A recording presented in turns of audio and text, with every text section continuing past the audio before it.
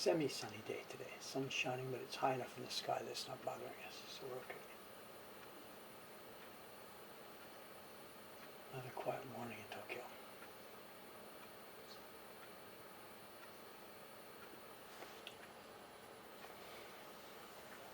Good morning, gang. Been a rush to get ready this morning. Lots going on here, lots going on. Had the mailbox today. The mailbox today, incredible. Cameron, I don't know if he's here yet, but whatever, he's going to be digging through it. So, okay, as you can see, what we've got here today, I'm not sure, I guess I should leave the outside camera on. It's just, we know what the Baron is, the main action happens here, so I guess we can leave that covered up.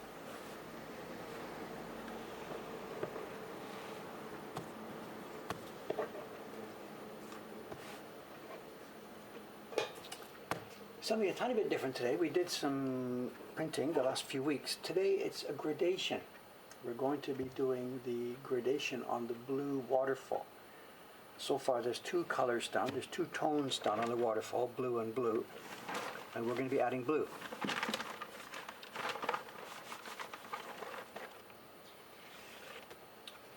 The waterfall is done basically in two tones, but it has a very two-dimensional feel, so we're going to add gradation at the bottom to darken and deepen the area down here.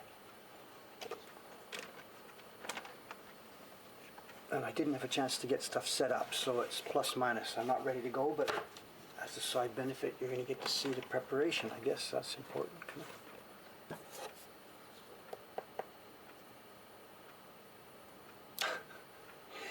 on. Higashikam is this. Oh, so somebody posted last week. They posted about the new live cams from Sensoji, and Sensoji now has two live feeds. I don't know if they're running at the moment. They seem to be running quite a lot, quite often. I think I can use the same piece of cloth here. Let's see. Sensoji has two feeds.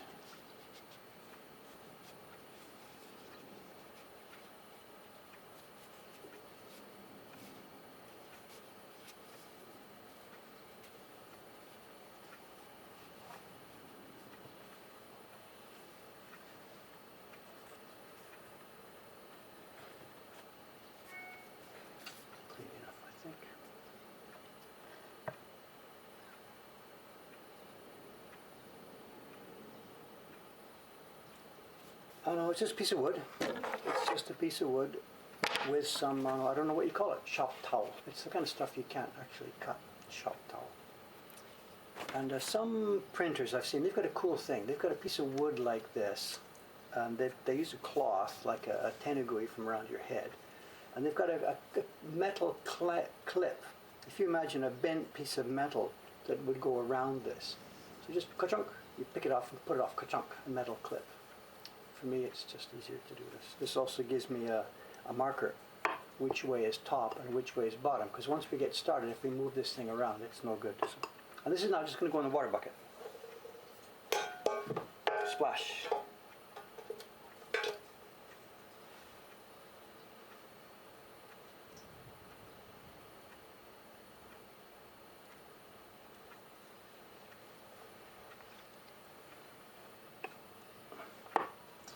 That's dirty, but the other side's clean. The side we're going to use is fresh and clean.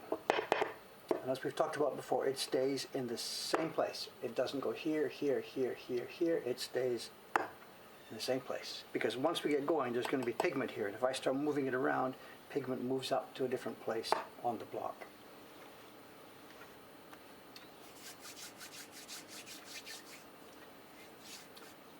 Flowers, yes, Kelly-san visited yesterday, and she hasn't been here for a few months, so she brought some flowers to say hello. It wasn't necessary, but she's a nice lady. That's too much water.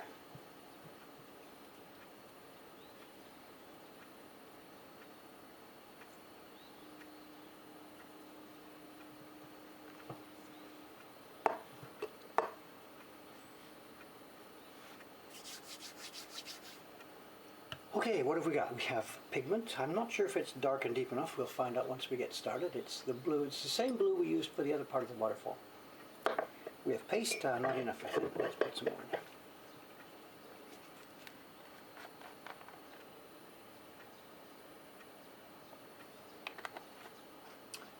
Is there, what, I hear it too. What, the air conditioner sound? It's up and down outside the air conditioner?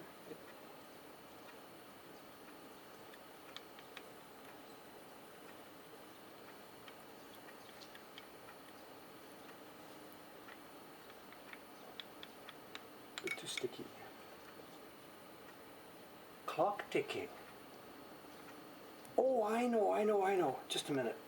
The clock is up on the wall. That's no big deal. But right here, this is an A-Chance desk.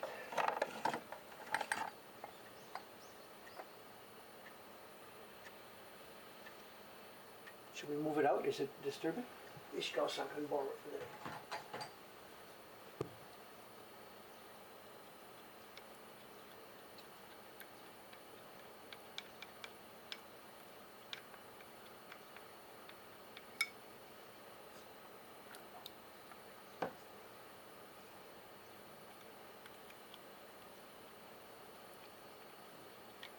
Basically, too wet makes a not good impression, too thick and it's too sticky, the paper might tear. It's the usual story, it's Goldilocks, just enough. You can't see it, but you can see it once it gets on the block.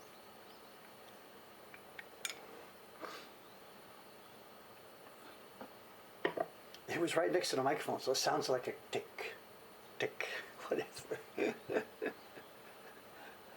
Actually, the other day I was testing for the next YouTube video. We're going to do the next video this way, the next one for YouTube, and I was testing different things for the microphones and stuff. And the clock was there, and I was kind of debating whether to leave it in or take it out. I haven't started filming for the video yet. The blocks just arrived today, but well, let's do some tests here. I've got some junk paper. We'll just do a few tests first to see how this is going to go.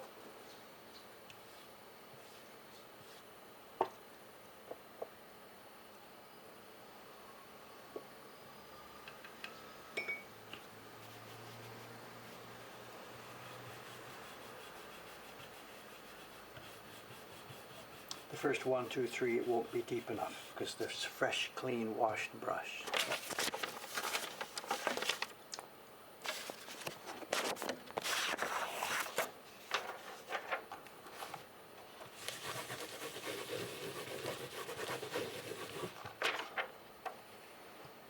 That's the idea, but we're seeing mostly water, not pigment. And in fact, I think what I'll do is here, I'm going to thicken up the pigment because it's clearly not going to be strong enough.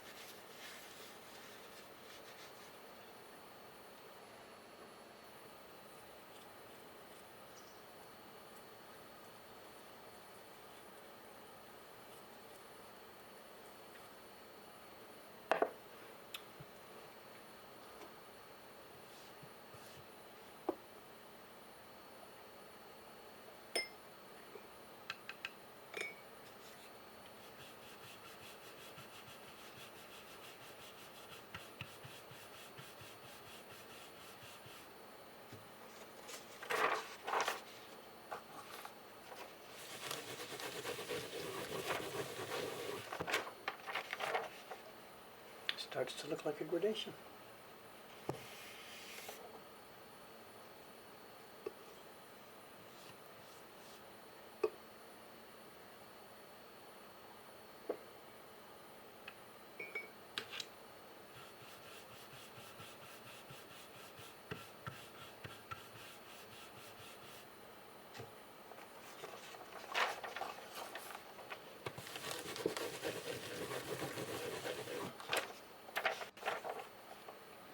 I think that'll do us. Let's grab some real paper and try one.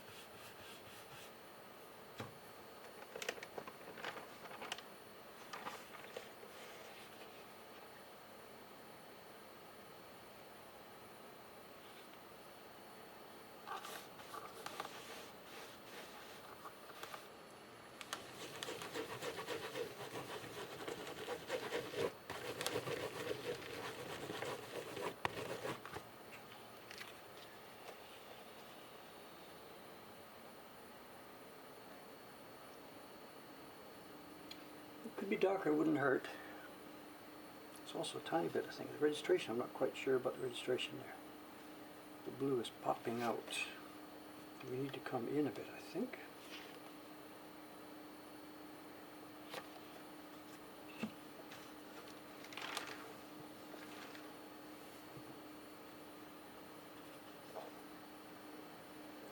She put a shim in there and we don't need one.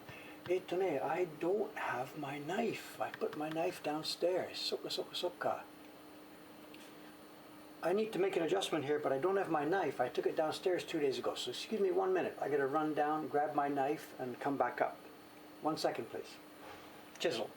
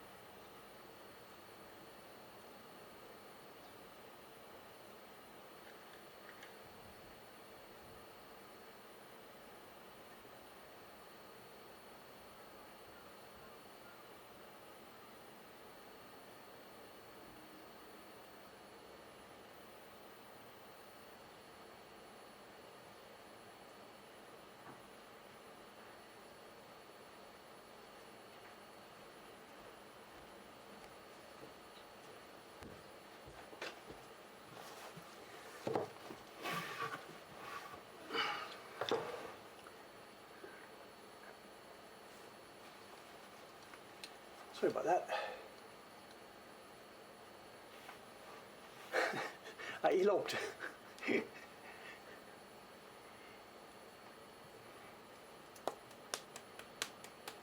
Cameo. What I should have done, silly, I should have put up the camera larger. Sorry about that. I didn't think enough forward about it. I should have opened up the downstairs. Anyway, so the point, what's happening here, what's happening is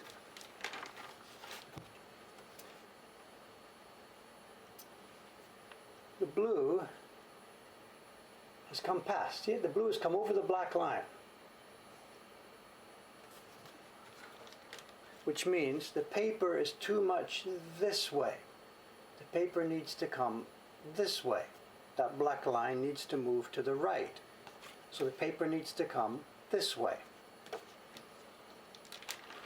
And when we look at the block, it turns out there's a little shim in there. Suga-san, or whoever did this last, Suga-san or Ishikawa-san, put a little shim in there to move the paper the other way.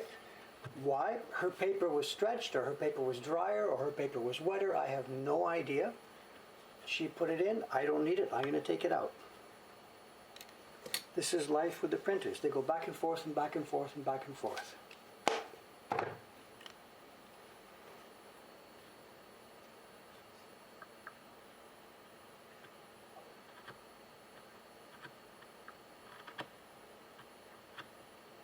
That's a big shim. Why did she put that in there? I perhaps should have just cut half of it off. I don't know. We're about to find out.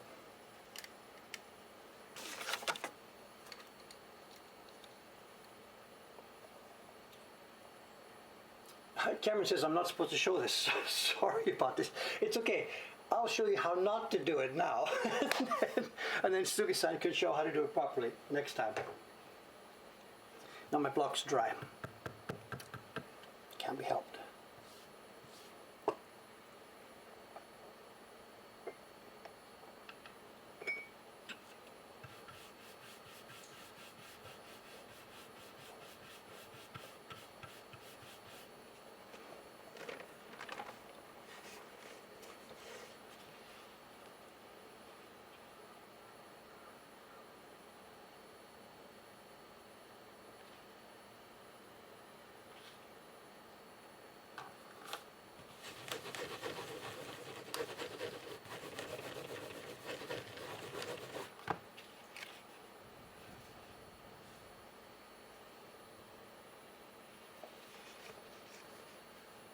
Am I looking in real life or am I watching a video here? Not quite sure. I think it's okay. Might still be a tad over, you know. It could be still be a tad over, so we might need to do both of them here. Back to the glasses. Glasses. Sorry about the slow start this morning. Whatever, things are what they are.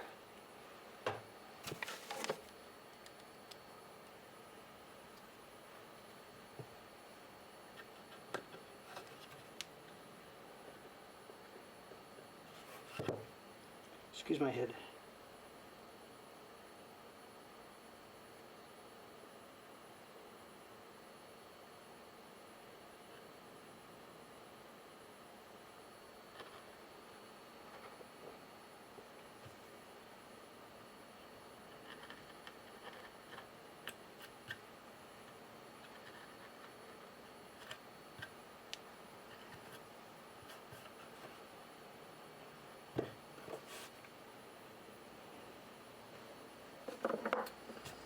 The concept is clear. When it needs to come this way, we just slice them back a bit. When they need to go that way, we put small little wooden shims in. Sometimes it needs to come this way. And sometimes it's a combination. There's rare times when you've got to go all three, up, out, in, and the paper needs to be twisted a bit. It's part of the daily work of a printer. We here at Moko Hankan actually don't do this too much because we're working mostly with new blocks. And a new block, if it's carved properly and cleanly, doesn't need these adjustments if your paper is good condition. The old blocks warp and twist and bend, and it's a daily, hourly chore for the printer to keep this thing going.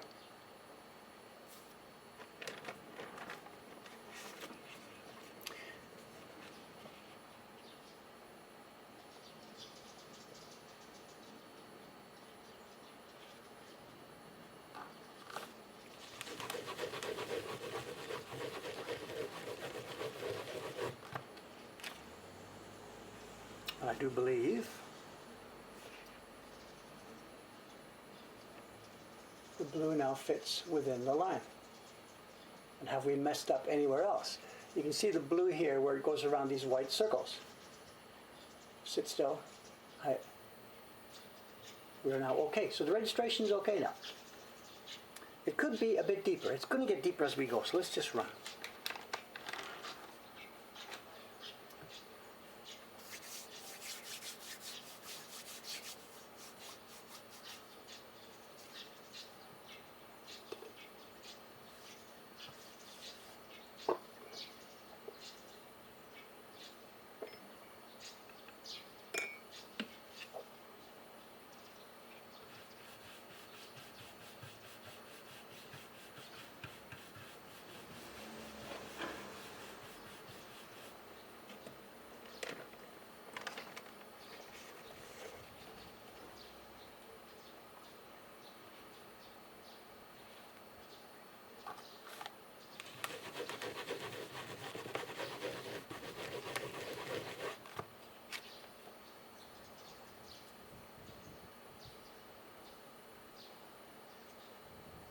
Check, check, check. Just keep checking everywhere. Looks okay.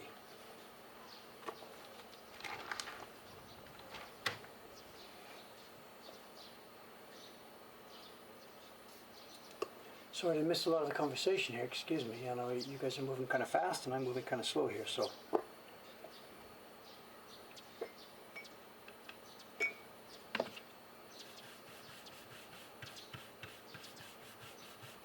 There is a danger here. No, this block was green, and that green pigment is now getting moistened, and if I'm not careful I can pick it up with the brush here and we're going to get green back in this one.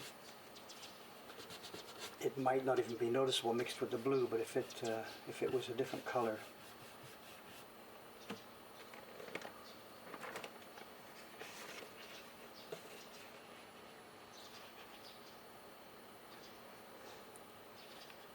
Someone says, hope I'm having a good day. Yeah, I'm having a good day. Most days are a good day.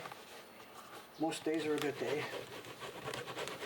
Today's a busy day. I'm actually alone here in the building today, and there is so much work to do. Not 10 people could get through it, actually, so whatever. We put out, Cameron last night put out I don't know what we call it, a MailChimp email thing, a mass email thing last night, featuring for the first time our flea market. And I haven't seen everything that happened last night, but it looks like the order box is pretty substantial during the night. Cameron now has lots and lots and lots of work today.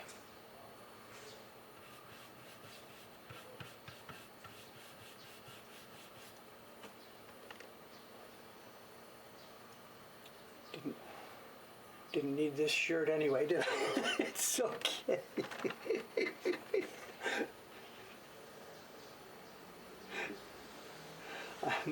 I'm about ready for my yearly shirt replacement, I guess, so.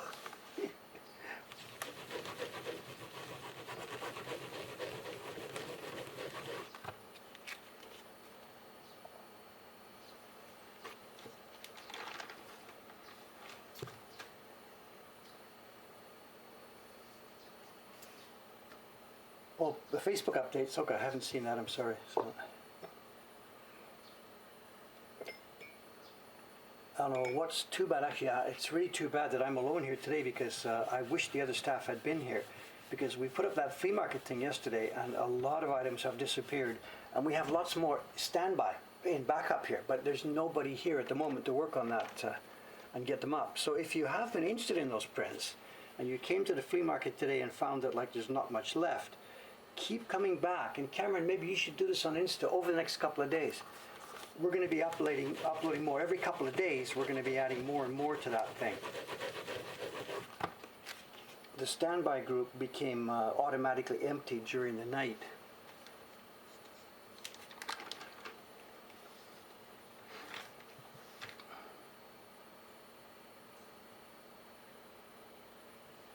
I think it's getting too much now. Back off a bit, Dave.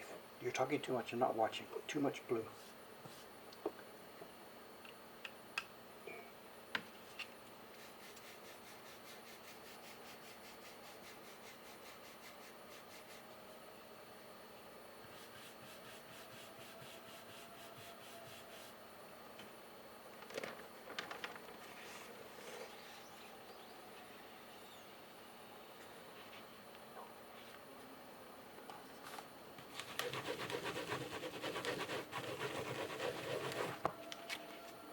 that's better. I want to see some of the white right down to the bottom here. That last one had too much blue. It came up too far. Concentrate, concentrate.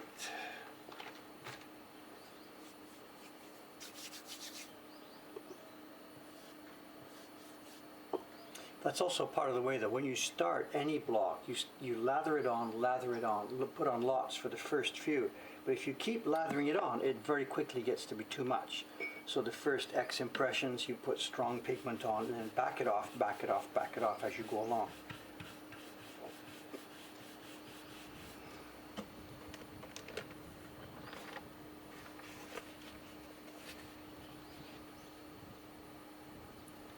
What did somebody just say? Happy to turn my brain off and watch this stream? Is it that kind of stream? Really? Come and watch Dave and turn your brain off. Is that what somebody just said?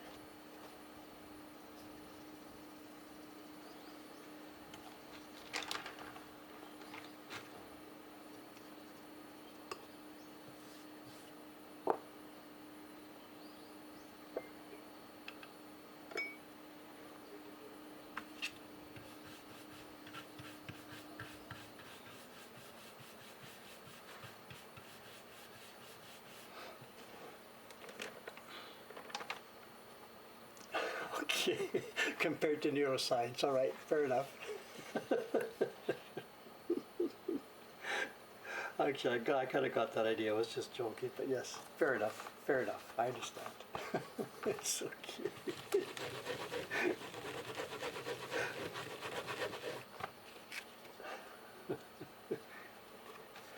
That's the thing, though, too. There's a bit of a paradoxical thing about our work. If I wasn't doing the streaming, I'm just sitting here working, you can see how it goes. Because it's repetitive and robotic, you can really, of course, just zone out and not think carefully. It's perfect for relaxing. But there's an edge on it, because if you relax too much, if I hadn't noticed that blue that was coming over the edge of this, you relax and do your morning's work and then find out that you've just destroyed 200 prints because they're all misregistered. So this job it's a combination of both of those things. It's complete, peaceful, relaxing, and taking it easy. But there's got to be that edge right down the middle where your part of your brain is watching carefully for every last thing. Is it okay? Is it okay? Is it okay? Check, check, check. So both things have to be true there. Both things have to be present.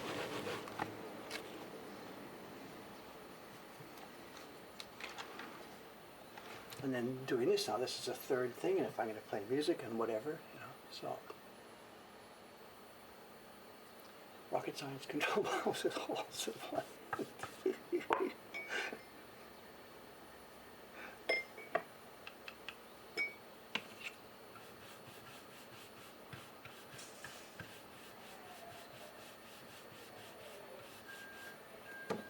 I can never forget the experience I had one day going to, I can tell his name, it's okay. I went to Matsuzaki-san's workshop. He's the first printer ever who invited me over to his place. This would have been in 1989. That's when I was early in the Poets series. I'd met the guy at a demonstration. He said, come on over and take a look and watch the work and do this stuff. So over the next few months, I went to visit him 2 or 3 times, not much more than that. You can't bug these people, they're too busy. But it was on one of the subsequent visits, the second or third visit, whatever, I knock on the door downstairs and he knows I'm supposed to be there today at 11 o'clock, whatever. So he just yells down, come on up, so I come in the door and come up. And he's working up there in his room. They're working at that home. There's a quote, living room, Japanese style living room. He's got a bench at one side. His wife is working. His son is working. They had a ton of stuff to do. He was doing, first day covers. Oh, that's going to be in a show and tell next week. First day covers for stamps that are woodblock printed. He was doing a bunch of those. And there were, 3,000, 4,000, whatever, on each of their benches. He's doing one color, passing it on to his wife. She puts the next color in, pass it on to the son, next color, stuff like this. It's a bit of a complicated design. There's bits and pieces here and there all over the thing, whatever. So I come in the room, and these guys are busy, so he just gestures, and I sit down. I sit down next to his wife, actually. And I'm a good boy. I keep quiet. I just sit down. These people are busy. They're working. I'm in maybe a bit early. So he just nods and I nod and whatever. And they're beavering away. But this is what I want anyway. I just want to sit down next to her and watch what she's doing. I don't know these people very well, but whatever, they're okay with me sitting there and watching this. So I sit there and I watch. And within seconds, I notice something wrong. She's printing, putting it aside, printing, putting it aside. And the side is right in front of me. I can see the sheets coming off one by one by one. And they're face up into the stack. Those guys don't use plastic. They're so fast at blowing this stuff through, they don't even use plastic. They just go bang, bang, bang. So I'm sitting there one by one. I look at the block she's printing, and I see the print, and I look at the block, and I realize that she has done something. Imagine like this. There was a bit of pigment over here. You print. Let me try and fake this. I don't know, whatever. But whatever, you get the idea. She's supposed to be printing this one. And it turns out there's a little dot of pigment over here. But it wasn't white, it was full of pattern. But a bit of her green, whatever she was doing, was mixed in with something else. And she hadn't noticed it. She's going one, one, one. And Dave sits there and sees this, and I realize what's happening. She is spoiling all these prints. Now, I'm a guest here, sit down, be quiet, don't interfere with these people, shut up. Well, no, she's actually making a mistake here, spoiling all these prints. So I put my finger out and I say, "Ano, chotto, what's this, And she looks across at it and she goes, oh. And across the room he goes, "Bah! What's up? What's going on?" And he gets up and he comes over and he sees this and he goes like ballistic. She spoiled one print. He flips back. She spoiled two. He flips back. She's been doing this for the past, I don't even know. And she has spoiled a couple of hundred of these. They're doing 3,000 prints. And the guy just goes nuts. I mean, you don't yell at your wife when somebody else is in the room. This is Japan. He yells at his wife when somebody else in. She just gets up and she goes off and she starts making lunch and and he picks up the prints and tries to count back how many are spoiled and just, oh my God. And he's really embarrassed about this, that I have come into this workshop and found them making a mistake, and I'm like, I shouldn't have said anything. I said, I shouldn't have said. He said, no, you've saved my life. My God, if you hadn't said anything, she'd have spoiled 10,000 copies or whatever, And it was, oh boy, you've got to watch. You've got to look at every single copy.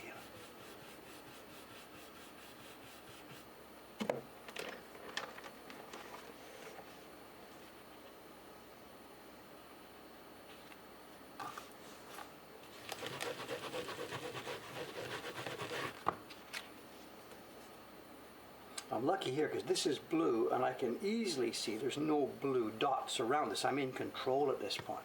But if you're sort of zoned out and rolling away, as I mentioned before, that green, I could easily imagine that green be picking up, and maybe I wouldn't notice it. It'd be in the cliff here. There'd be a couple of smears of green. And I could do this on dozens and dozens of prints without catching it. It's all your fault. Or not. She was embarrassed. There's nothing else to say. When she came back, making lunch, and I joined her for lunch and stuff, and she says, "Oh, thank you." And I'm like, well, we all knew the situation. I had to say this to save this. She was embarrassed, but whatever. She had actually made a mistake. So we all knew the situation,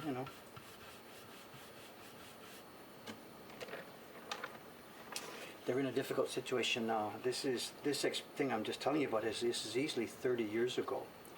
And that family now, she has actually, she's not there anymore. She's there and she's alive, but she actually can't function anymore. And they're taking care of her. She's at home. And his sister has come over to live with them to take care of the family.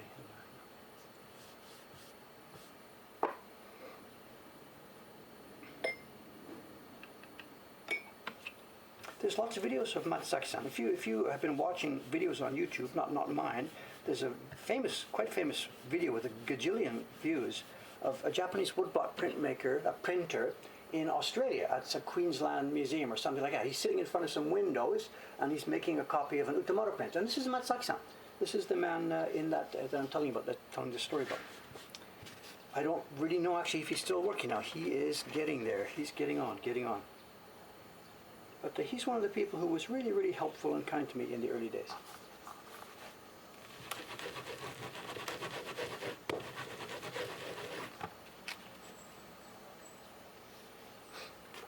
there's sort of a ranking here. You know, there's top class printers and medium and all that kind of stuff. In the old days, there was very much a ranking. It's kind of disappeared now. He grew up, well, long before I was born. He grew up in a workshop that made, what were they making? They were making, I don't know, wrapping papers. So the workshop he grew up in was kind of a, whatever, I can't say lower end workshop. They didn't do top ukiyo-e work. But by the time he became a main craftsman, that system had broken down. There was no more lower level work. So he spent most of his career making ukiyo-e. Haven't talked to him in a few years. Hope he's okay. Don't know.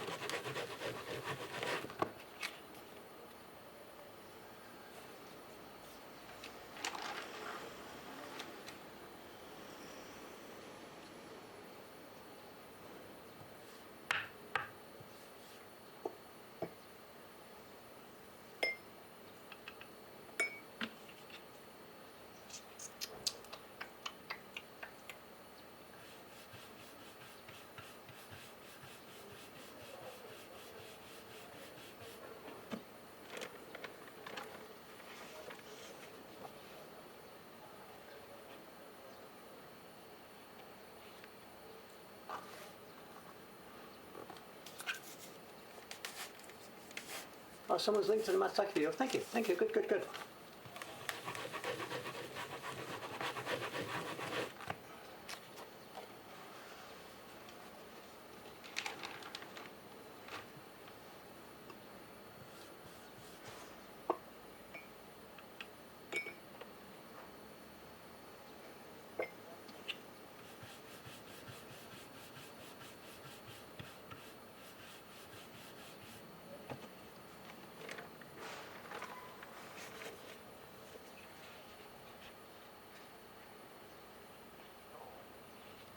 Where is it? Somewhere Australia, right? Is it Queensland? I have that New South Wales. I don't know where it's at. I have something in my mind. He's sitting in front of some wide open windows and making an Utamaro print. And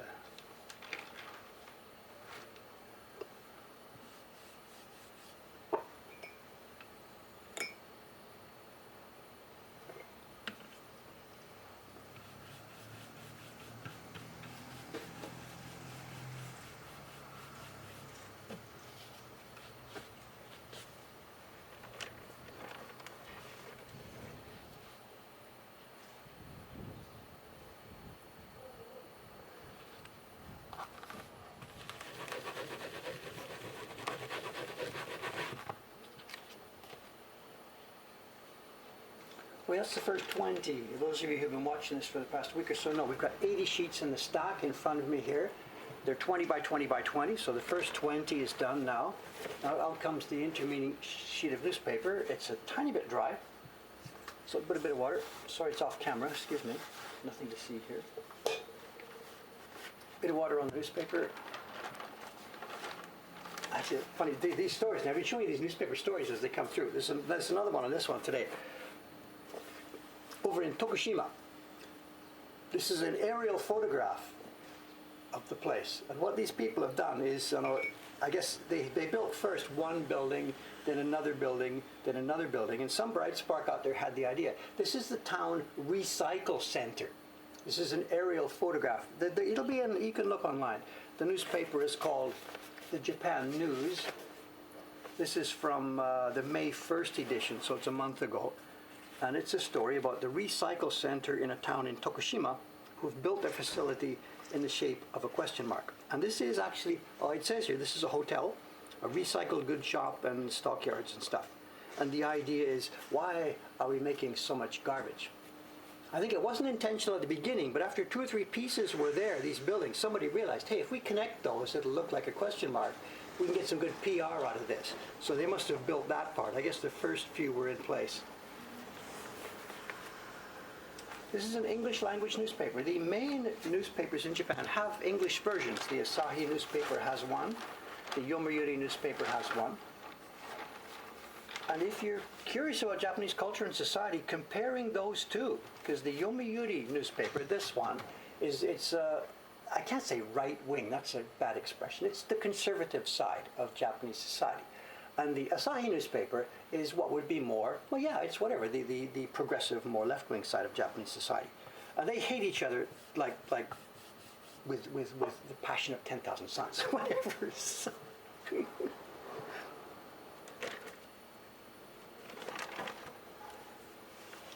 and they both have English language websites, so you can see, different stories that appear on one newspaper, but that story doesn't appear on another newspaper, and it's fun to compare back and forth. Is there a kanji for a question mark? No, there isn't. There isn't.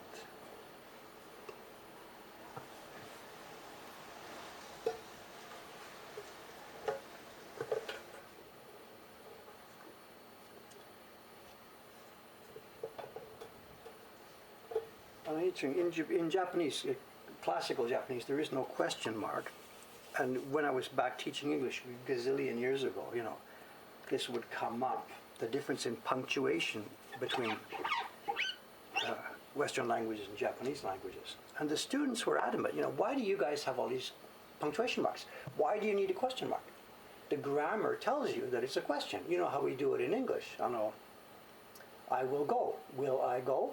It's the word order that tells you it's a question. You don't need the question mark at the end. That's redundant.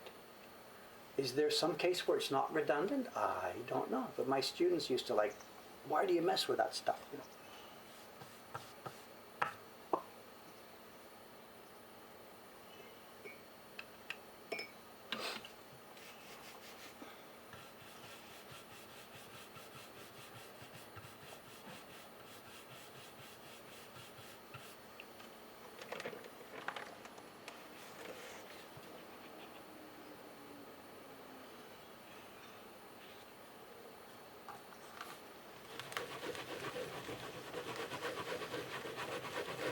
Teaching English, boy, what a past life now. Wow, wow, wow.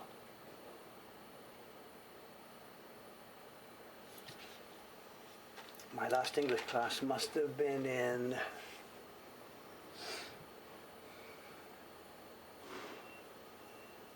1991.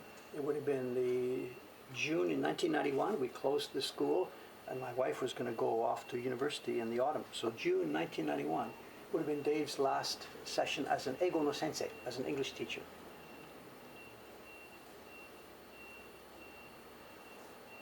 June 1991. 30 years ago. 30 years ago since I had a job.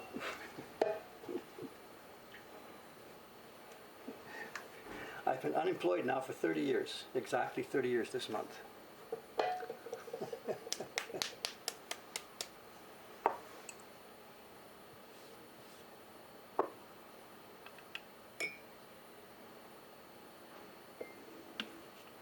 How long did I teach for? I came here in the summer of 1986. We opened a little English, we called it an English school. It was just whatever, it was a playtime in English. We opened that in the fall of 86, and then, as I said, the last class I ever had would have been in the spring of 91. So it's 5 years. I did it for 5 years. Had a ton of fun, I would sort of joke about it now, oh my God, I was an English teacher, but it was a ton of fun. I wasn't working for a school, we did it at home. I built my own curriculum, this was neighborhood people that were coming. We did it from elementary school kids up to, adult classes. We had 3-4 levels really. Elementary school kids, then we had middle school kids, then we had high school, then we had what we called an ippan, a general class.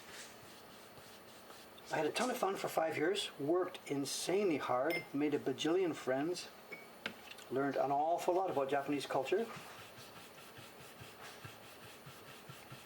and fed my family,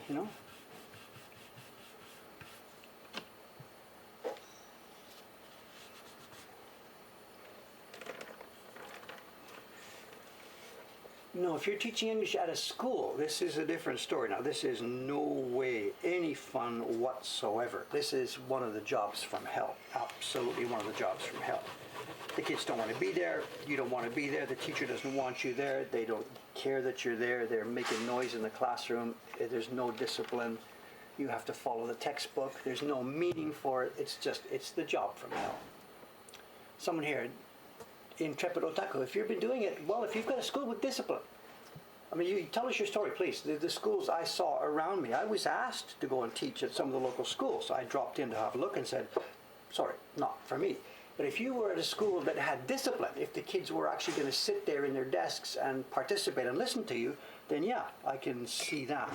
The local high schools where I was living were not of that sort. So yeah, I shouldn't generalize too much. I'm sorry. For me, teaching English was a ton of fun because I controlled everything.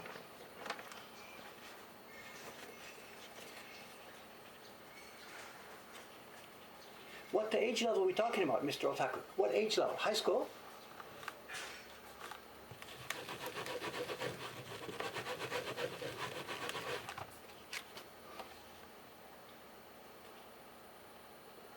Just keep checking, keep checking, keep checking.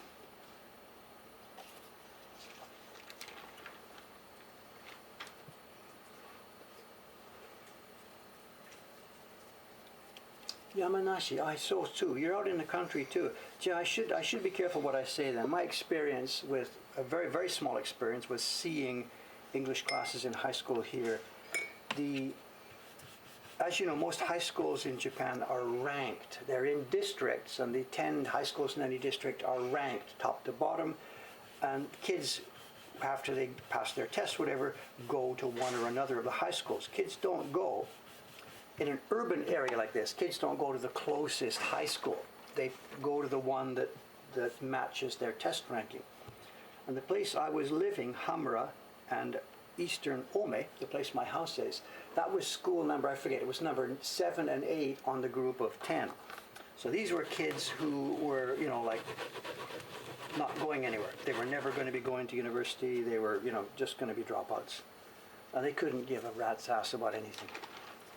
But if you're in maybe a rural high school where it's a question of all the people who live in that area, go to that high school. So it's not a ranked high school. It's not a group of failures. Then that could be a different situation. Yeah, the kids are separated from middle. At elementary school, you go to the closest one. This is the public school system. There's private schools. But the public school system, at elementary, you go to the closest one. At middle school, you mostly go to the closest one, except that inside your city, where I lived in Hamura, there were 3 middle schools, and some of them had courses that the other ones didn't have. So the bulk of students went to the closest one. The schools weren't ranked, but if you needed that particular curriculum item, you had to go across town to the other one. Going to high school now is a totally different system. It's examinations, and the high schools in an urban area in each district are ranked. It's 1, 2, 3, 4, 5 with 10 at the bottom. And if you live next door to number 10, but you're a smart kid, you get on the train 45 minutes and you go to number 1. And the other way around, if you're living right next to the top school, but you didn't make it through the test, on the train, boy, 45 minutes to school for you. And as it happened, I lived near, as I said, school number 7 and 8. I was between the 2 schools. And I should qualify, I'm speaking, this is how it was in my time. This is the late 1980s. I'm not quite sure how it might have changed in the intervening years. And this was an urban area. Our friend here was out in Yamanashi in an area where there's just one school, then it's a different story.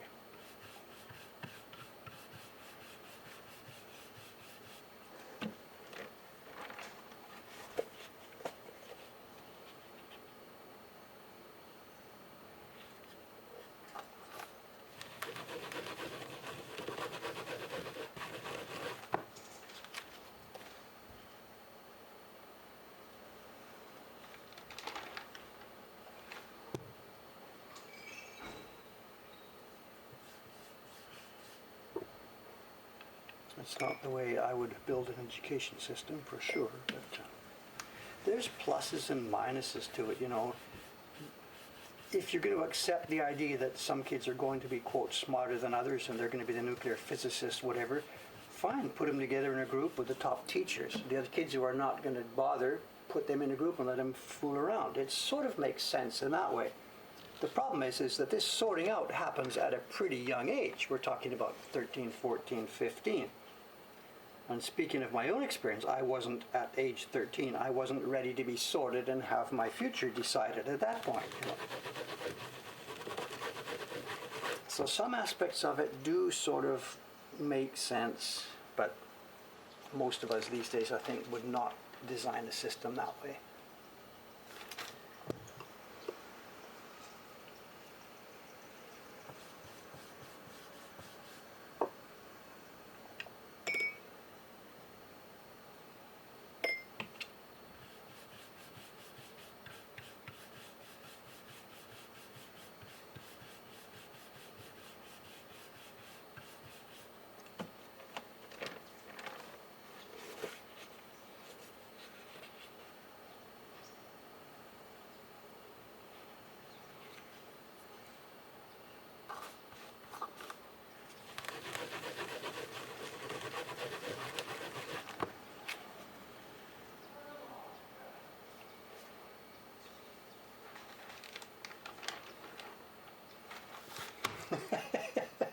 No, I, am I ready to be sorted yet? I don't know. Ask me later. I don't know. Well, that's the thing, you know. In the old days, I mean, this education system was built, of course, in the Meiji time, when you needed to do that. You had to sort out, these kids are going to be farmers, these kids are going to be architects, and it made sense back in 1880 when they were trying to build a new country and build an education system. It did make sense. It doesn't fit now. Of course it doesn't fit now. And as with anything, there's so much inertia in a system, you can't easily change it. So probably even all the teachers and all the educators and all the kids, they recognize that this is not the best way to do things, but there is your system. How do you change it easily? It's not easy to do, you know. It's not like the other countries out there have got this perfectly figured out, I think.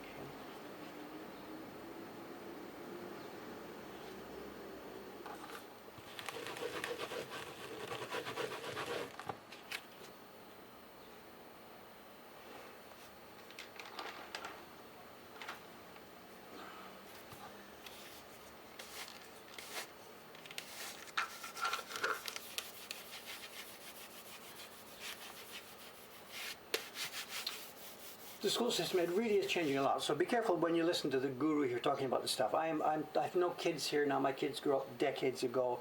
I'm not in any contact with the school system here anymore. So I have no current knowledge of what's happening at all. I'm sorry. All I know now is just whatever from reading the newspapers. So my description a few minutes ago, please do keep in mind that that is how it was like in the 1980s here in Tokyo. There may quite possibly have been lots of evolutions. I know if we have people in the stream here who have taught in Japan, who have more knowledge, speak up, because my knowledge is very much now getting old, out of date. So.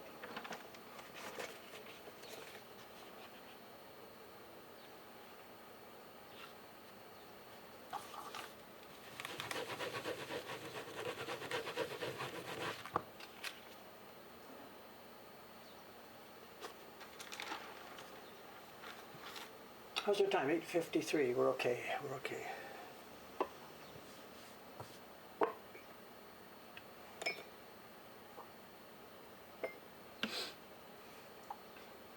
You were born in Tokyo, right around when I was teaching. Okay, whatever.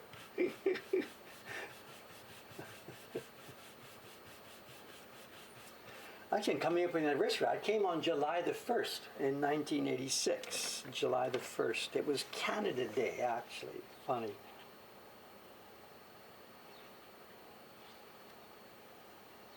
So what's that? This year is 35 years then. Is that what it is? Next month? I had been to Japan off and on before that, stayed a few months at a time, but that was the moving day. We moved here on July the 1st, 1986.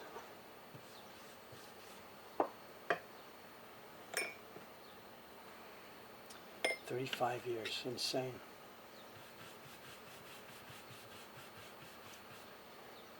After living, someone's asking about the legs, the kneeling thing. This is interesting. When we came here, the house we lived in, of course, it was tatami mats.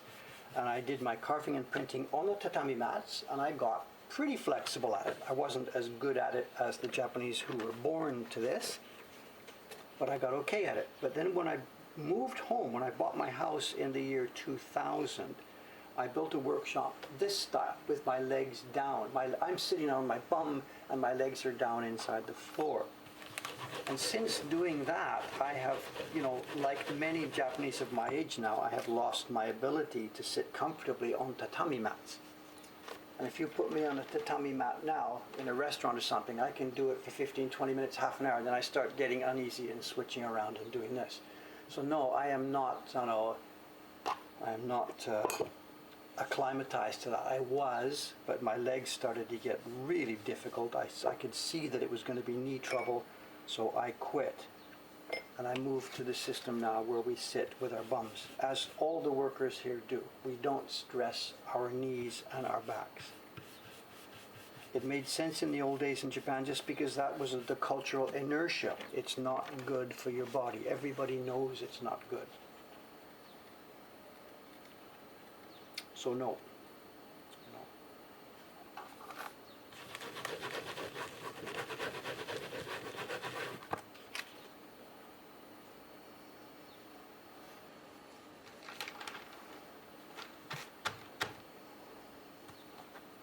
it does cause knee trouble. Matsuzaki-san, the guy who we talked about a few minutes ago, Matsuzaki-san, a printer who helped me, he grew up in that system. His system now, still, he's got tatami mats.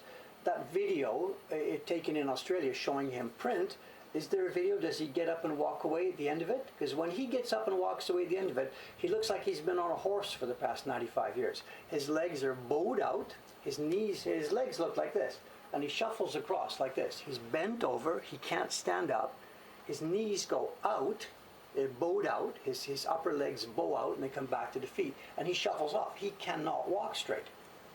This is no insult to him, just describing him. When he was 14 or 15, he started this work, and now he can no longer stand up straight, nor can he walk straight. It's not a good default situation for human beings to do. You know, older guys like him can do it, but they have paid the price. And that's where I got off the bus. I saw this happening to me in the year 2000. I was 49, I bought my new house, I was going to build my own shop, and I thought, here's where I bail out.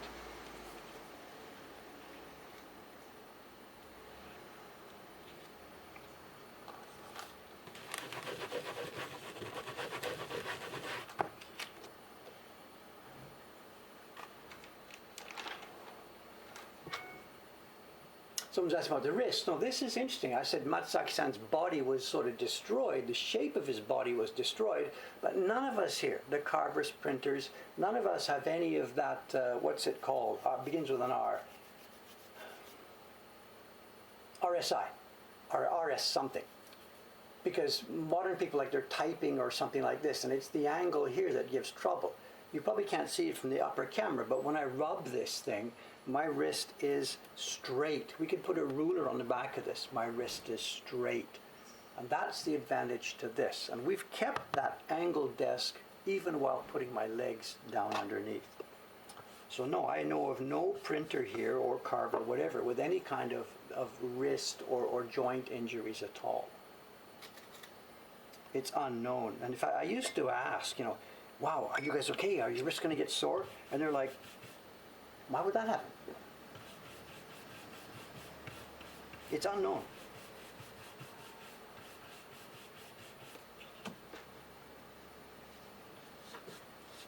Eternal vigilance.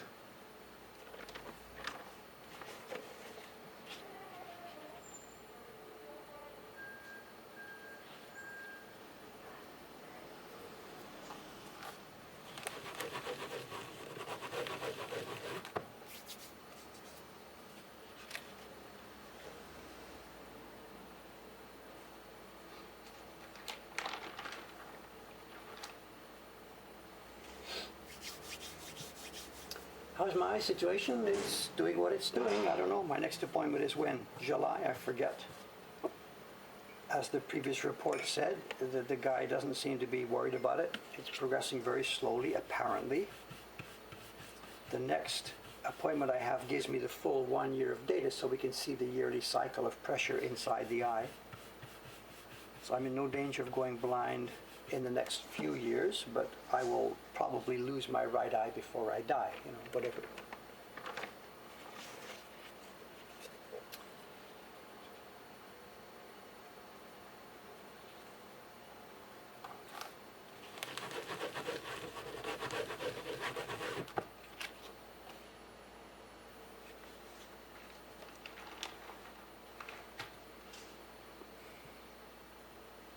You can see now the thing, what's happening on the back of the thing here, and I mentioned before why I keep it in the same place.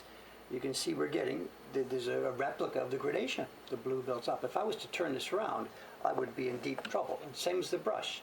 The brush stays in the same thing. We've got a circle marked. We've got a circle marked at the top. We know which way the brush is going. Every printer who uses this brush, if they do a gradation, they will never do a gradation at this end, always at this end.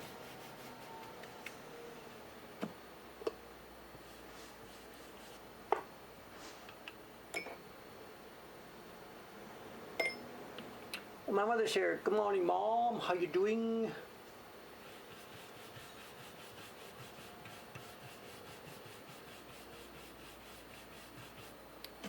We had a bit of family fun yesterday. My sister must have been cleaning up her computer or something. And she found a bunch of old photographs, passing them around to other people in the family here. So I got treated yesterday to a picture of myself at age 15, which I am not going to share. So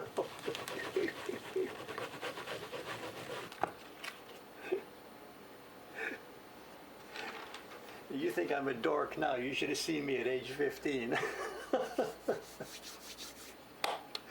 Don't talk about the Maple Leafs. I saw that news. How many years now? Is it 34 years or something?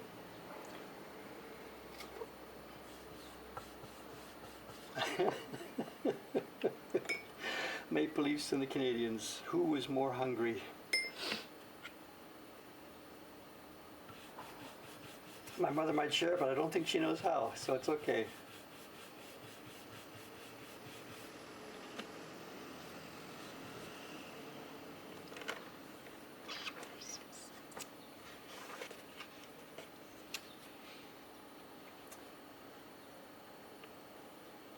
No, it can't have been 1950 because I remember celebrating with the Leafs. So the late 50s or early 60s, to show. When last time the Leafs won the Stanley Cup, I don't remember. It was my year. It was the 6-team league, to show the 6-team league. My sweater had number 27. 27 was on the back of my sweater.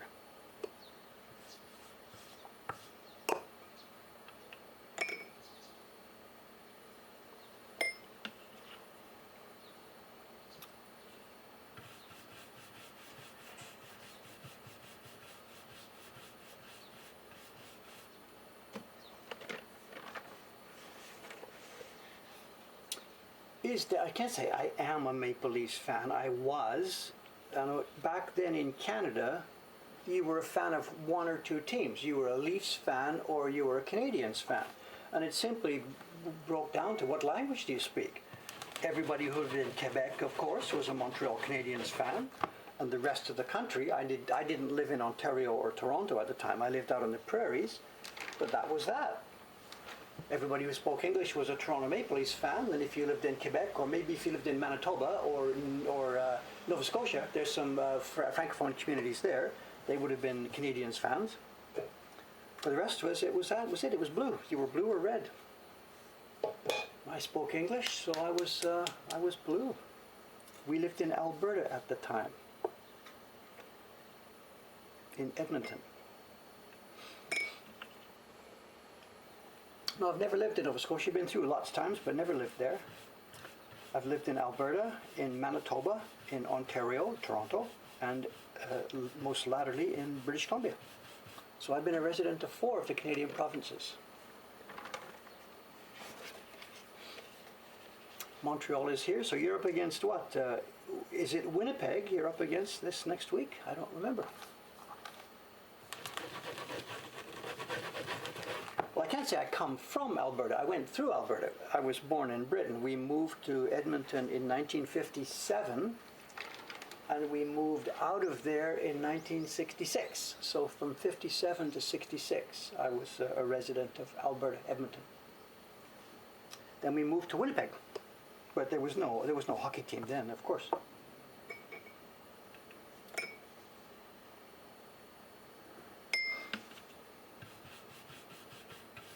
I remember Winnipeg fondly. My mother doesn't. If you asked my mother here about Winnipeg, she's just going to say one word: snow, or snow and mosquitoes. Probably she's going to think about. But I remember Winnipeg quite fondly.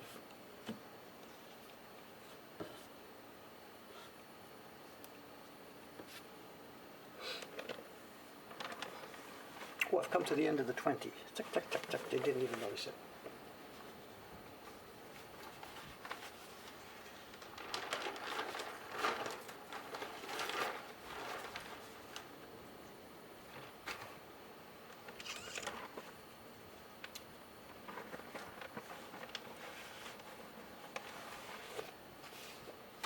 Yeah, Winnipeg was fun for me. Fun.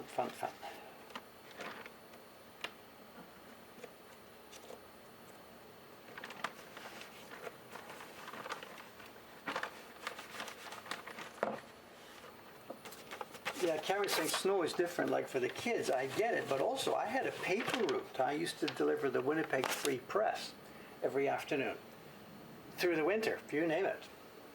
So that's no different. When the snow is like literally higher and deeper than me, delivering the newspapers gets to be, gets to be hairy. And I did that all those years we lived in Winnipeg. I had the east side of Home Street from Portage through the park down to, what's the name of the street at the bottom? I can't remember. From the river. I had the east side of Home Street from the river up to Portage, although the top part of it was missing because there was a park there. That was my paper route.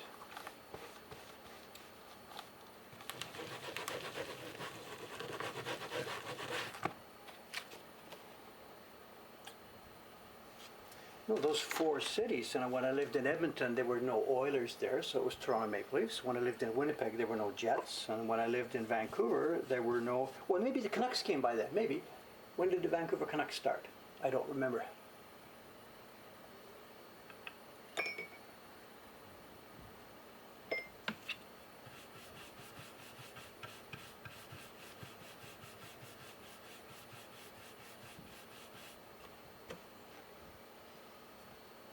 Did I get down to the States? Not in those years, no. I've never been to Minnesota, sorry. Never got down there. Manitoba was enough. We went winter camping a bit south, but never as far as America.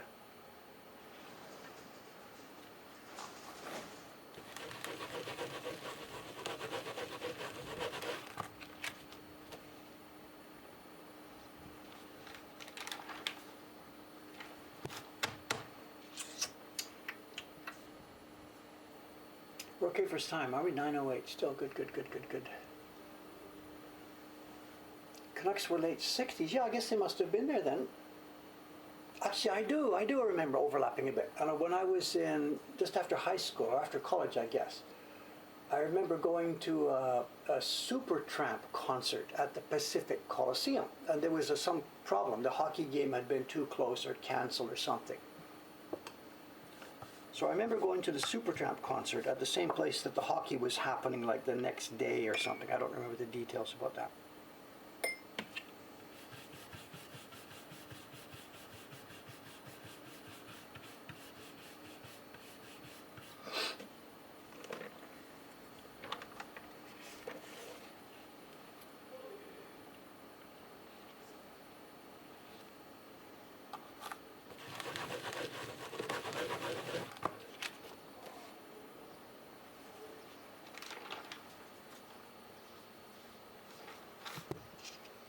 I saw Supertramp live. Not only that, I was at an iconic concert. I didn't realize this at the time.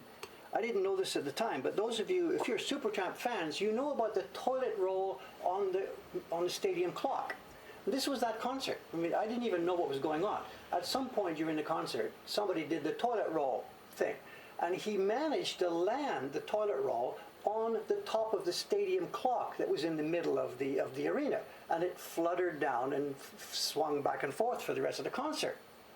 And that made its way into the album. There was a open fold LP album with photographs, and that shot, the photograph of this, made its way into the album. And I was there. I was there. I didn't chuck it. It's nothing to do with me, but I was there.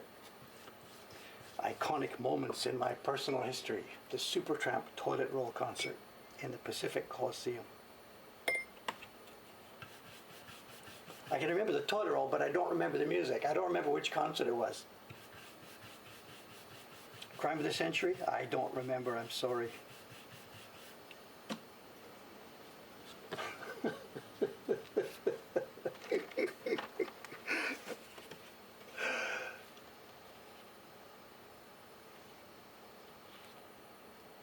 There must be pictures of this somewhere, the show.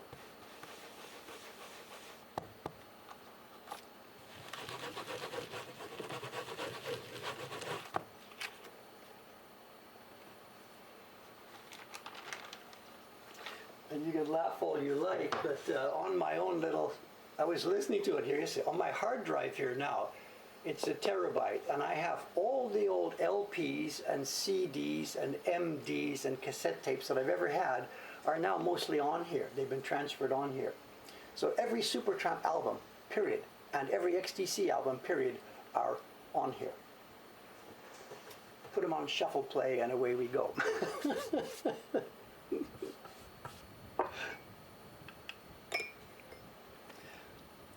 All legally purchased too. My God, the money I threw away. Oh! You kids these days, you don't know how lucky you are. Just go to YouTube and you can hear anything. We had to buy it. We had to buy it. Oranges and lemons. If that's not the best one, I don't know what is. Maybe non-such, I don't know. No, Skylarking actually. Skylarking, except for the god-awful engineering production. I'm waiting for somebody to remaster that one. If someone will do that, they'll remaster Skylarking, excise the ghost of Todd Rundgren, and the world will be back to where it should be.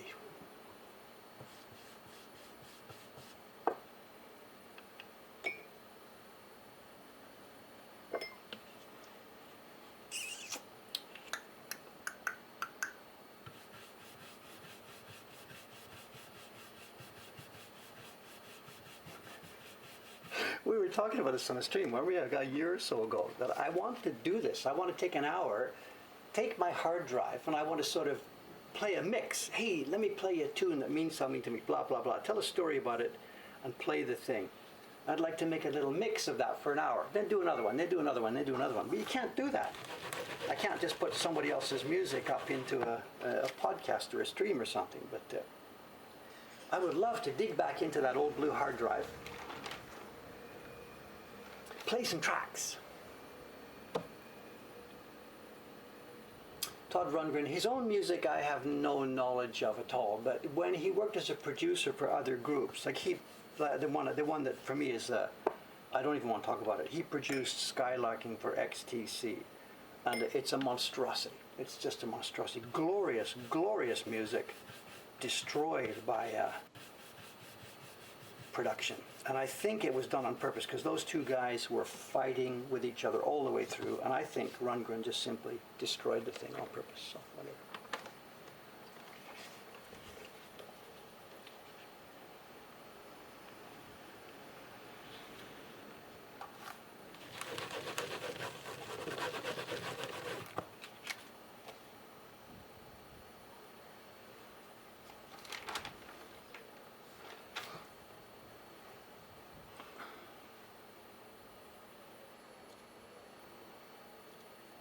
Tell us what song. Yeah, so whenever I just record my in-between chat, and then I give you Spotify numbers or something like that. Is everything on Spotify these days?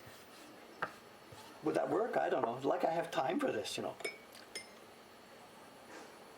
Taran-san is listening here. He's going, no, Dave, don't you dare even think about this. He has another project that he wants to get started with, so. I mean, this is not going to happen tomorrow. I am busy, but I would really, really, really like to do that.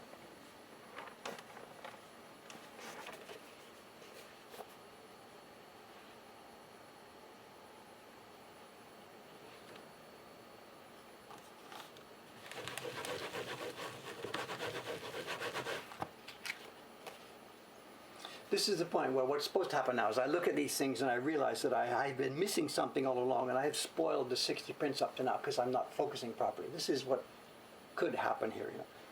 As you can see, I'm wiping. I'm trying to be careful. I'm checking. I'm trying to be a good boy. These 3 white spots are really a good key here. This is really helpful.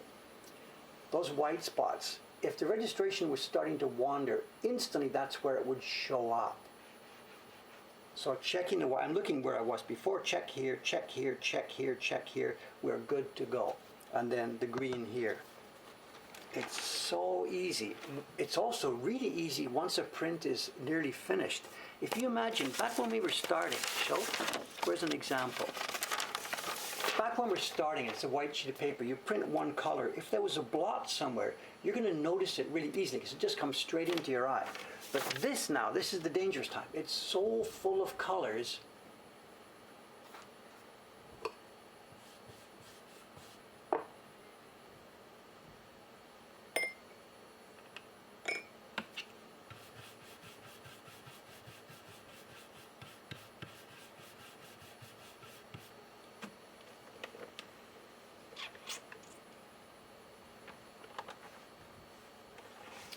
What's this about skylarking? Hang on a second.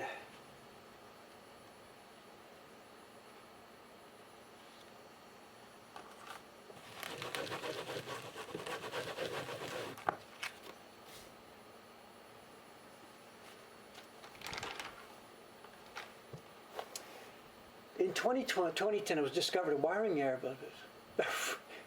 Is this what it is? I have a CD. I have the LP in the shelf way back there. I haven't looked at it. And then I bought CDs as well of all these things. So I have a physical CD of this. Is that going to have the same problem? Cause the album to have a thin sound. I don't know. What's wrong with it is simply, first, no bass. Colin molding, it does not exist on the album. You can put your headphones on, you can boost the bass. You can't find Colin there.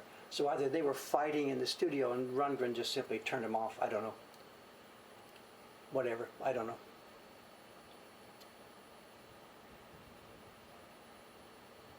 Oh, show and tell. Crap. Guilty as charged. Okay. We don't need a 90-minute stream. We need an 8-hour stream.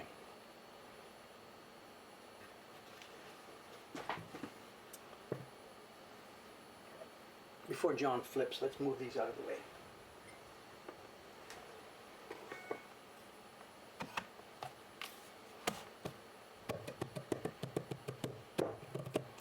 Is my CD before 2010? Absolutely, absolutely. My CD must have been like early, one of the very first CDs that was ever made. Way, way before 2010. Way, way, way, way, way, way before 2010. Okay, we have 2 packages of prints. Here's the album we looked at the other day. To recap the story, I thought it was Meiji era because that's the era when this kind of print was for the most part made. Last week on Yahoo Auction, and actually it's still going on, a guy put some prints on Yahoo Auction. Some of these Sudimono reproduction prints, the kind we think of as being made in the Meiji era, and Roger Keyes type A, type B, type C, type D. He put a bunch of these on auction, not as a batch, but as one by one by one. He put about 50 of them up, and they are still on, some of them are still on Yahoo Auction running right now. He started some of them at 2,000 yen, 3,000, 5,000, 8,000, 10,000, 12,000. I got in there and I just simply bang, bang, bang, bang, bang, bang, bang, all the ones that I could afford, the ones at 2,000, 3,000, 5,000, whatever. In Yahoo Auction, even though they're separate auctions, the guy will put them in a package and send them to you as one thing. It's called matome. So I bought whatever, the first group I bought was 15 of them, but they all came to me in a single package. And something very, very, very interesting. The top print is kind of scuffed and dirty. I'm not quite sure how much this we're really going to be able to see. The top print here, you can see it. It's not sort of clean. It's scuffed and it's dirty. But below it, the next sheet of paper is clean and white. We have some here that look dirtier, but that's because it's printed. There's color printed on that. The ones that have blank paper here are clean and bright and white. And when I had seen this on the auction, I saw white paper on the auction image. I thought, this can't be right. These prints are Meiji era prints. There's no such thing as a white, clean paper Meiji era print. Even just the natural, no matter how carefully you package them, how carefully you keep them, they go dull. These prints, with the exception of the top one, which we'll put aside, look like they were made yesterday. They are white, there's not the tiniest bit of foxing, there's no mold, there's no nothing. They are gorgeous prints that look like they were made 5, 10. If you just had given me this print offset, okay Dave, when was this made? I would have picked it up and took it to the light and said, wow, cool, I would have said like, this doesn't make any sense. Nobody alive is printing and carving like this. It's cleanly brand new. Paper like this hasn't been made since I was alive. What is this? And I still don't have an answer. These are prints that match the ones in this album. Let me get the ones. 1, 2, 3. Just a second. Let me move down the pile here. The prints I received this week match the ones in this old Meiji album, line for line, stroke for stroke, dot for dot, tint for tint. They are the same prints, made from the same blocks, with the same mixing bowl at the same time. This album, they've gone brown and beaten up, and this one, they are bright white, sliced bread, looks like they were made yesterday. This is impossible. It's impossible. There's more.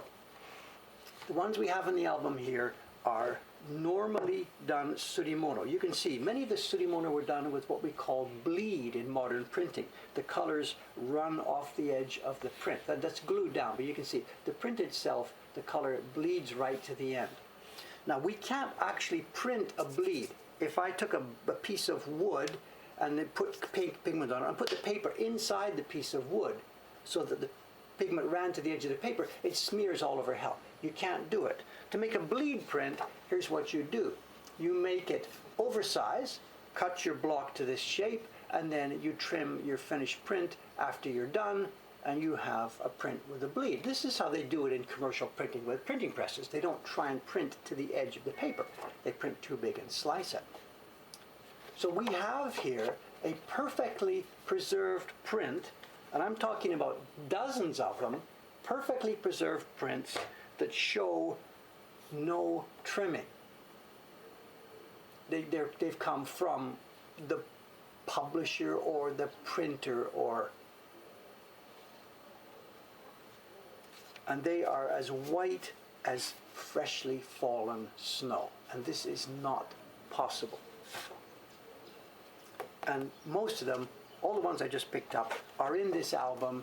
And what is even a bit more bizarre is when I received this pack from this guy, and when I saw them in the Yahoo auction, they are in the same freaking order that they are glued into this album. They're not all here. It's not a perfect match. There's 5 or 6 or 7 or 8 in the album that are not here. There are a bunch of them. Where are we here? Let's go through.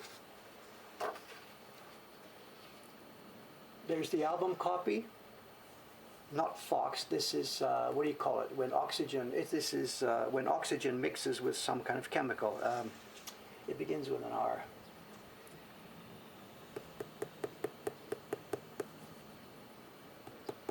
Help me out. Help me out. Find the word. You know.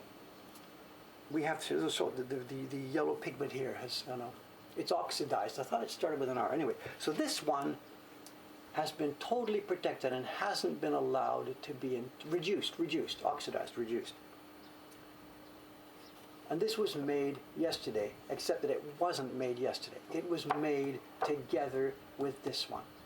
Every stroke and dot, every blend of color, everything mixed matches beyond belief. Now when we do reprints, we get the blocks out, we make another print, and then 2 years later we come back and we make some more.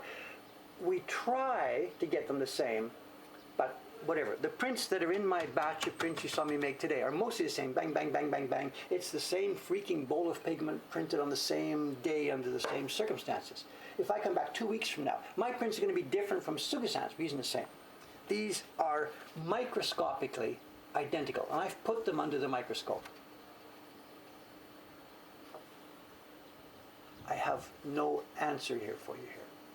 All I can guess is that at some point back in Meiji or Taisho when these were made, somebody in the printer's workshop or the publisher's workshop got a bunch of these and wrapped them up so tightly that air wasn't even getting in there, wrapped them up, put them on a shelf, and then that's it. And they stayed there until a few days ago, when this dude found them, opened them up, broke up the set, outside audio off. Sorry about that. I wrote him, as soon as I got the first one, I wrote straight back to the guy. Sorry, nothing. He's a dealer. It's secret. He doesn't talk about his sources.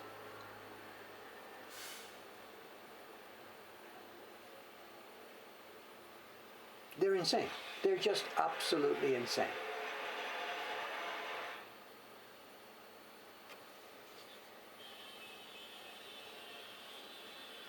Super heavy embossing everywhere. Rich, thick paper.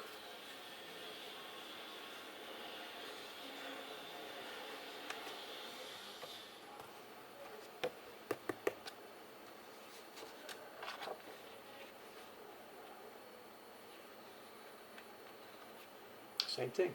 No bleed. Look at the embossing on this stuff.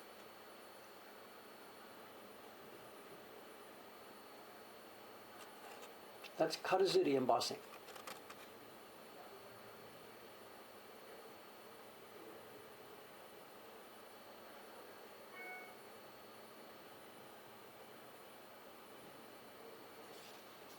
So I don't know. This type of print dates from late Meiji.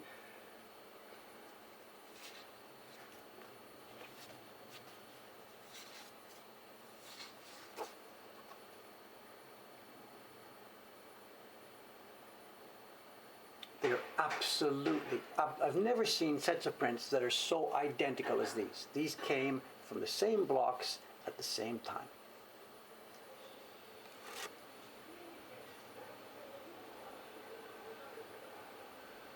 There's a full mesh here.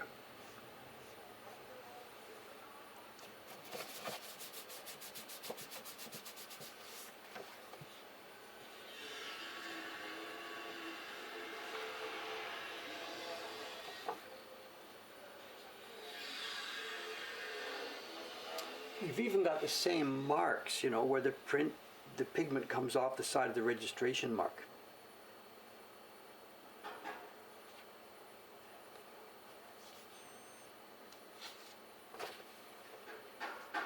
Another one, oxidized. This one has a rusty spot.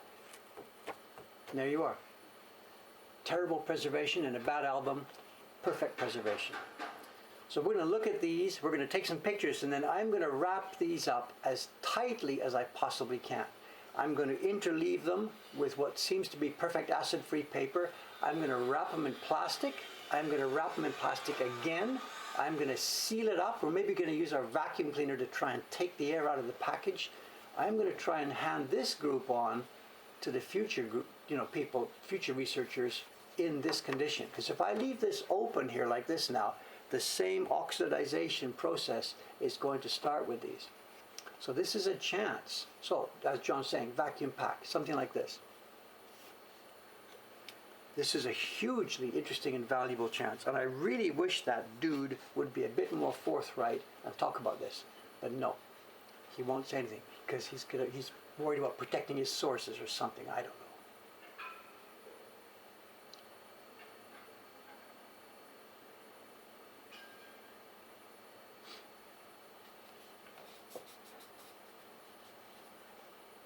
They were in the same order.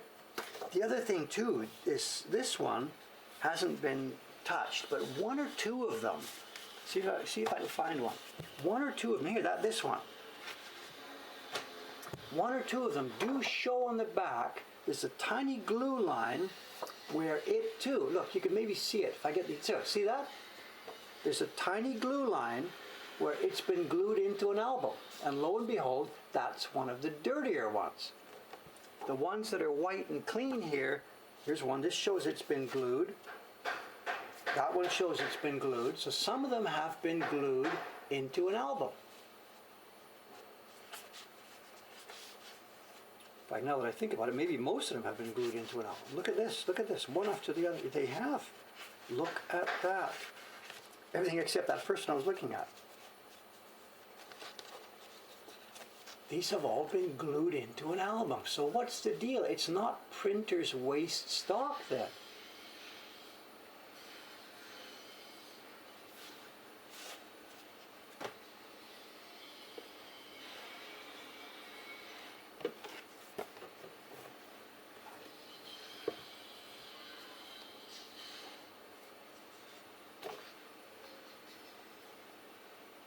Look at the difference. And it's an identical piece of paper printed at the same time.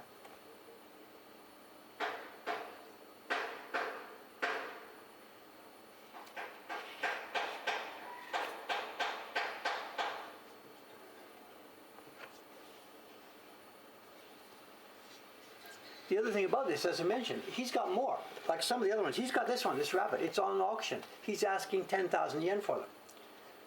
There's another 15 or so, 10,000 yen. I just cannot do this. I can't, you know, we've got the cash, but I cannot do that. I cannot take our Patreon money, whatever. and spread it around like this.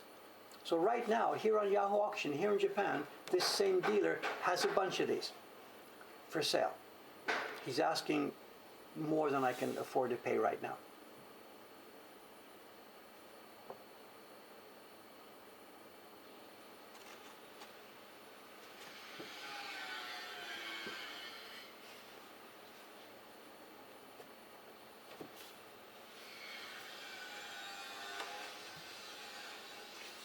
I showed the other printers, Sugi-san was here. I showed her yesterday, and she's just face palming. Like, this is not possible. This is not possible.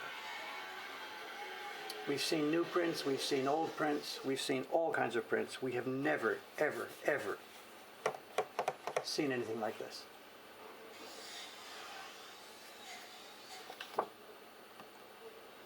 Same again. There's the finished print. Here is your... So these weren't put out into the marketplace. They are not trimmed. So they're either from the printer who kept some copies back, or they're from the publisher.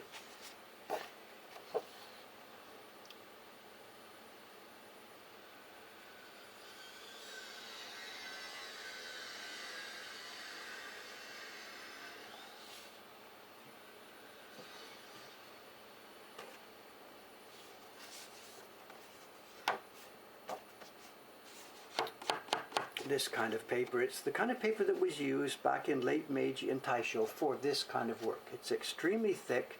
It's not actually 100% mulberry. There's quite an amount of pulp mixed in these things. This is the way they made those old Meiji era surimono prints. So that actually makes it even a bit more strange. There is pulp in here, and yet it is still totally, perfectly, pristinely white. So, your question, glued in but not trimmed. The printer, whatever, or the printer gave a bunch to a friend or something.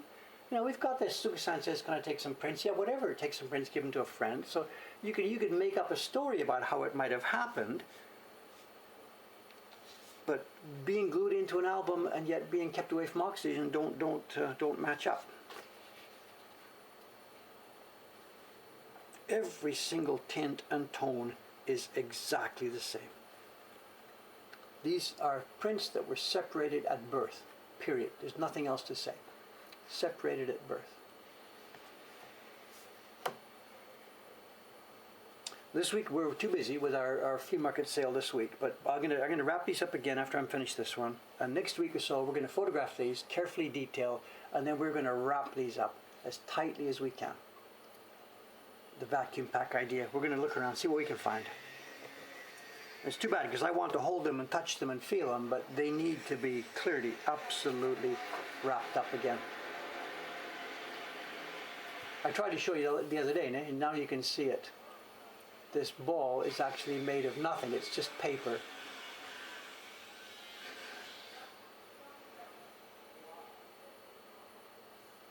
Now, Contar's asking about the one the other day. That one with the kettle, I don't have a newer copy of that. That wasn't part of this.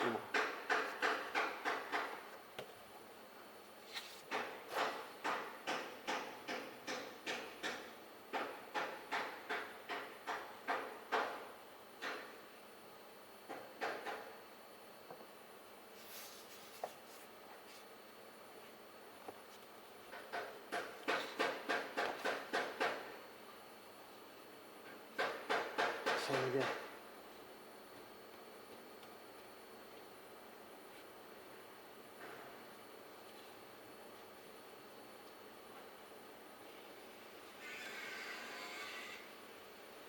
Trying to find the light. There's a lacquered box here which will reflect if we find the right.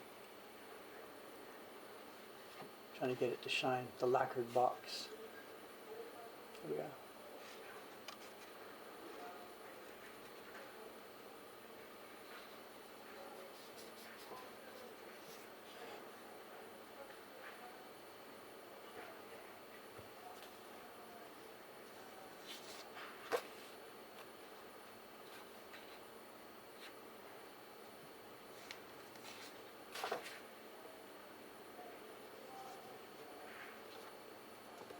Yeah, this is on the auction, the show.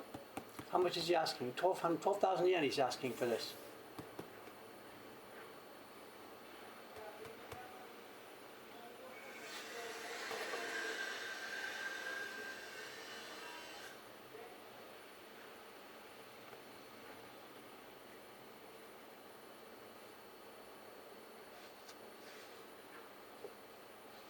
So if some of you have access to it at the moment, as I said, on Yahoo Auctions, this guy is selling some of these.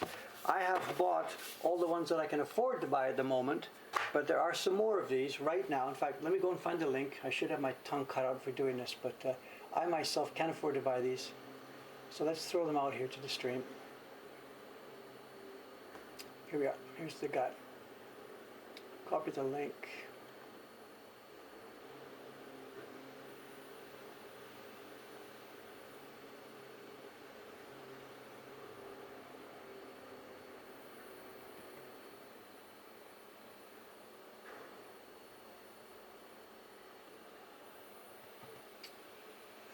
So here's one of them. And the guy's auctions, let's see if I can find a link for this.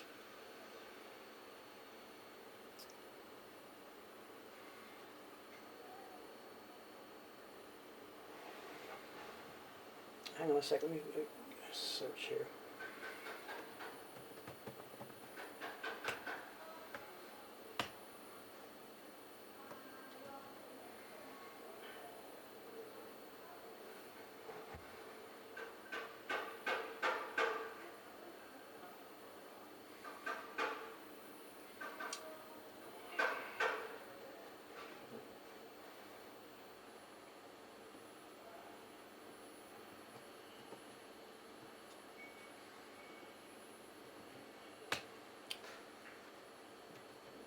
No, it won't give me a second.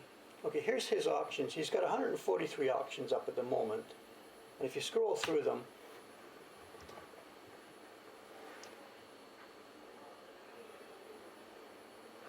you'll see.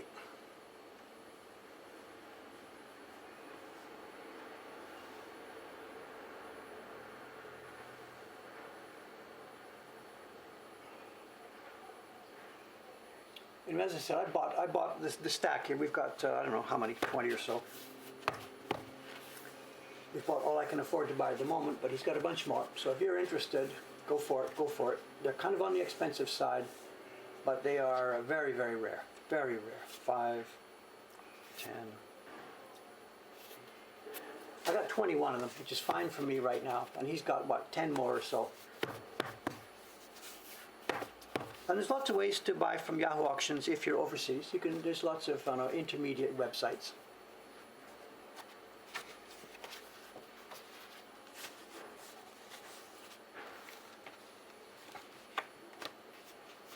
So there you go. There you go. There you go. There you go.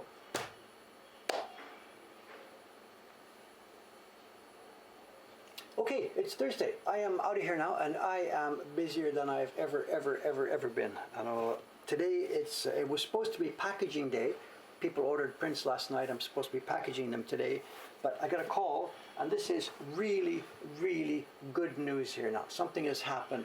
Those of you who read our update a few days ago, last week or so, about our printer situation here, know that we are desperately short of printers right now. That's why I'm sitting here doing printing. Our 4 outside printers all got called by their master to go and do some other job. Yesterday, on our, what we call our DOSA calendar, our sizing calendar, where the printers put in their schedule when they would like their next job, that man's name appeared on the DOSA calendar for Saturday. Now, he had told me he's booked off for 3, 4, 5 months together with his apprentices and can't work for us. That's why I'm working here, and his name is now appeared on the calendar. So I called Suga-san, who is the intermediary here, and she says he's found some time he can do some work. And I don't know what that means. And I asked her, what do you mean he found some time? He told me he was busy with this other job for like half a year and we can't work for us. And she said, don't ask. He found some time. So it seems that word got out to those people about how much this has actually affected us. The fact that because the 4 of them booked off pretty much completely, Dave here now is working literally day and night to do this, trying to keep it together. Word got back to him, I guess. I hadn't talked to him directly. So he has done something. He has rearranged his own jobs or rearranged his own work. He wouldn't have canceled his big project, of course, but it seems that he feels a bit of responsibility here, I guess. Anyway, I've been told, just keep out of it, just get the paper ready, send it to him, and he's going to do some printing. So that's it. Today, all of a sudden now, instead of packing for me, I am doing sizing, sizing, sizing, sizing. He wants enough paper to keep him busy for a month. I am absolutely going to cooperate. Keep my mouth shut, make the paper, and send it over. I will still be here printing because this isn't enough to totally solve our problem. So I'm going to finish this print I'm doing now, and I will be doing next month's subscription print. And so probably for the rest of this year, I will still be doing subscription printing here. But anyway, so the edge has been taken off our emergency suddenly for reasons which I don't completely understand. But as I said, don't ask, don't tell. Okay, there we are. There we are. It's Thursday now. I'll be back 2 days from now on Saturday. Next week we'll have some disruption because I've got to go to Ome to get my shots, and then we will probably be off 1 day next week, but we'll talk about that when we get to it. Right now it's normal, and I will be back here 2 days from now, Saturday morning, with the next stream. I have no idea what's happening outside. They're building something over at the hotel, it seems. That's the way things go. Signing off for now. Thank you very much, guys. See you in a couple of days. Bye for now.